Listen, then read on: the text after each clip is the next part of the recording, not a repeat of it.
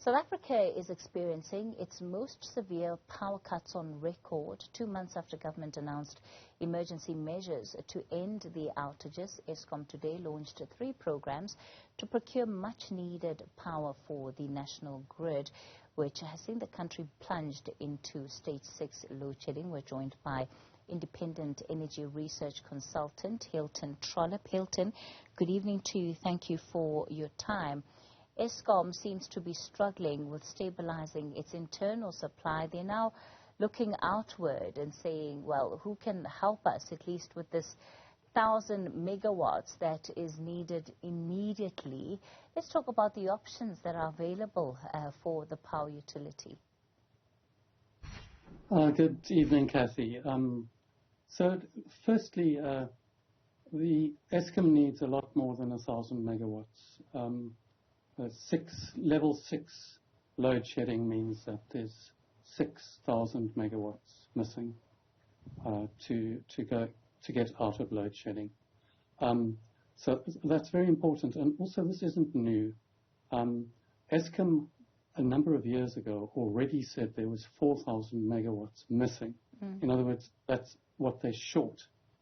So what I'm worried about is that at the political level, this has turned into a problem continually that if they create the expectation that it is solvable in the short term and that it's Eskom's job to solve it. And unfortunately, this isn't the reality of the situation from the point of view of someone such as myself, and I'm an electrical engineer and an energy systems planner and a policy analyst.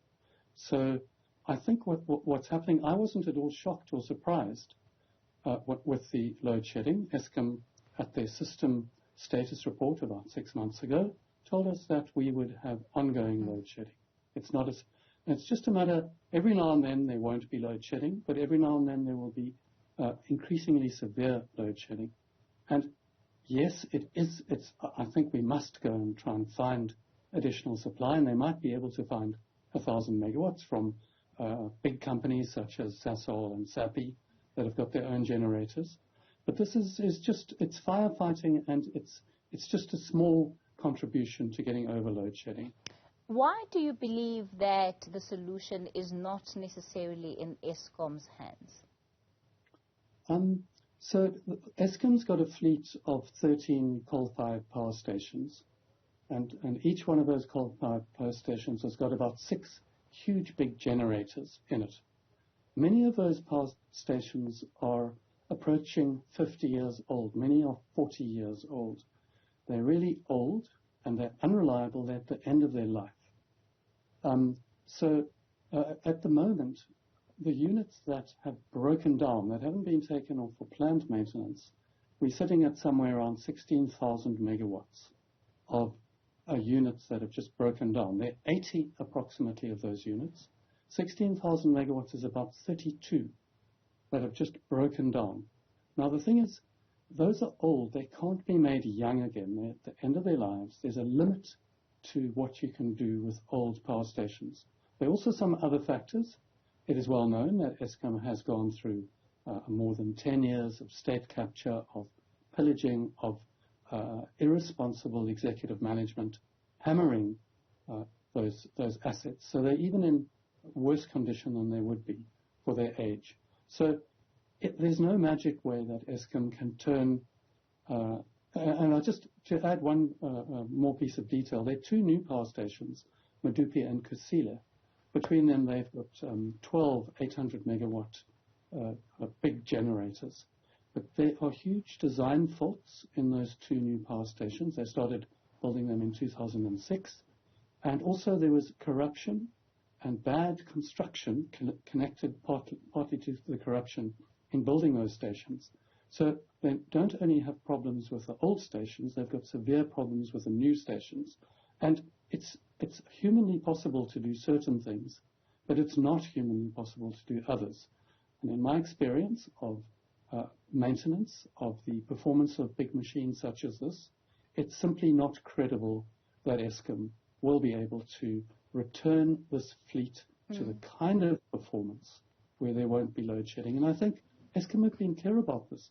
They've said we need new generation connected to the grid. It's been agreed in the IRP plan for new generation. But what happens, Kathy, is Eskom is not allowed to build a power station on its own.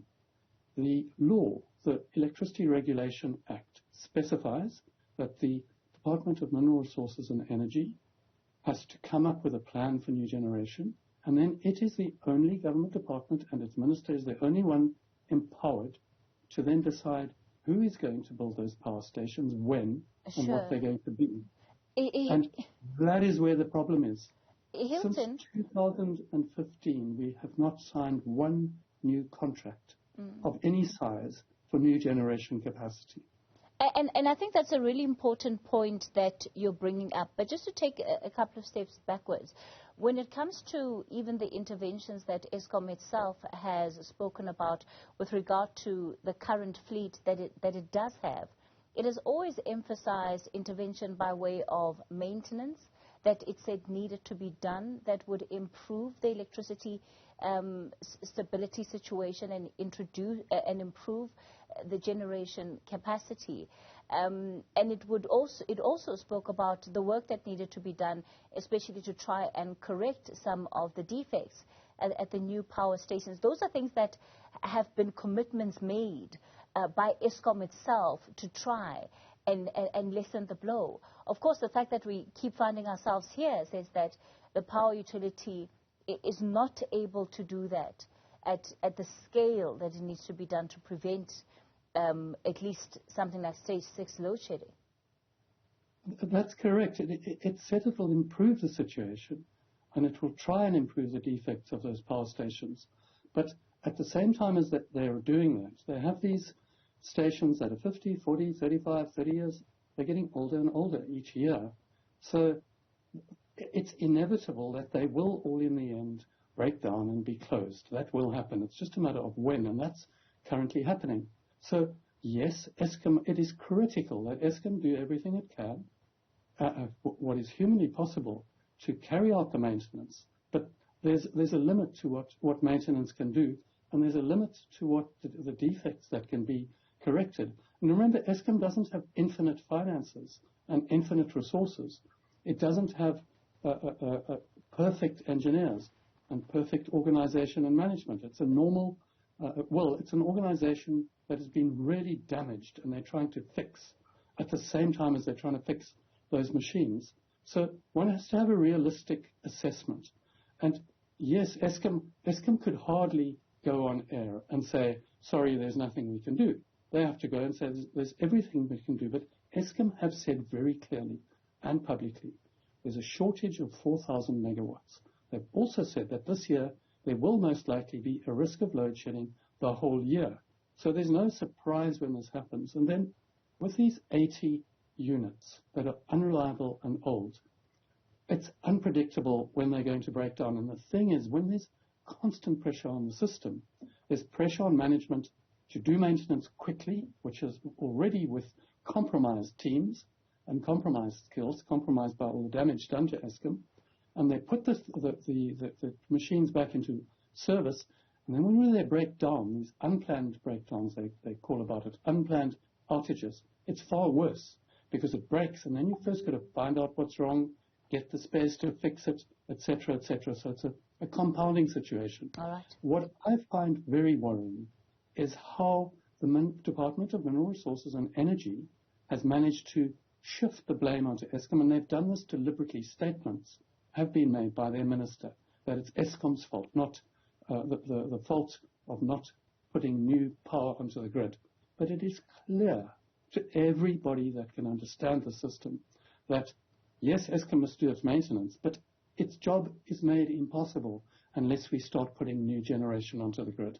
And the Department of Mineral Resources and Energy have failed to do that. All right, Hilton Trollip, we'll leave it there for tonight. He's an independent energy research consultant.